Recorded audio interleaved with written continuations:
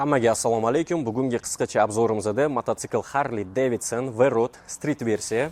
To'liq nomini mana bu yerda o'qib olishingiz mumkin bo'ladi. Bu limitirovaniy versiyada chiqarilgan, ya'ni cheklangan sanoqda 2006-2007 yil, bu 2007-yilniki. Oddiy V-Road bilan nima farq qiladi? Buni pedal noshkalari orqaroqda joylashgan, как бы street versiya qilib chiqarilgan. Qolgan Harley'larga ahamiyat beradigan bo'lsanglar, ularniki sal oldiroqda joylashgan. To есть bu shaharga ham yaxshi ketadigan mototsikl, dalniga ham uchish mumkin bo'lgan mototsikl bo'ladi. Buni bo'yi balandroq V-Roadga qaraganda. Qisqacha shu obzorini, ma'lumotini biladigan bo'lsak, ikkita поршневой V-образный двигатель, maksimal tezligi 220, 0 dan 100 gacha shu men 4 sekundda chiqardim, lekin undan ham tez chiqadi deyishyapti o'zi. Kitobiy bo'yicha 3-3,5 sekundda chiqadi.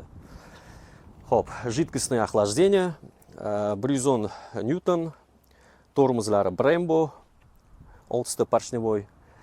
Так, в принципе, unaqa navorotlari yo'q, mototsiklga yangi emas, no joni baquvvat mototsikllardan biri ham bo'ladi. Глушители mana o'ziniki stok turibdi. Endi hozir buni ozgincha test qilib ko'ramiz. Qanaqa yurar ekan, o'zini qanaqa tutar ekan, plus va minuslarini aytib ketaman. Qolgan Harley'lardan nima farq qilar ekan.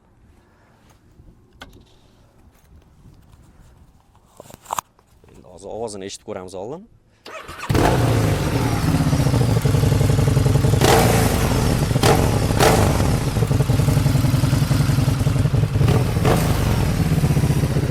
Yomon emas.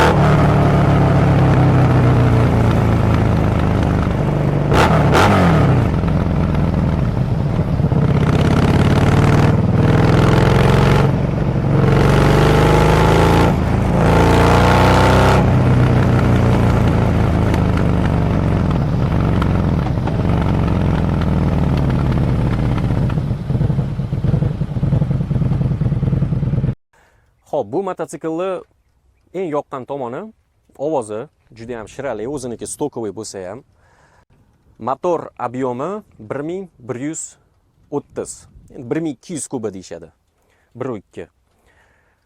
Xo'p, pavorotlarda qolgan Harley Davidsonlarga o'xshab sal qiynalyapman, chunki mana vilkasini ko'ryapsizlar, sal endi qiyinchilik bor-da ozgincha, chunki mototsiklni versa 260-270 kilo где-то. Endi men uchun sal og'irroq bo'lib ko'rinishi mumkin. Prinsipi dizayn yaxshi, mototsiklniki chiroyli, oldi yo'q faqat.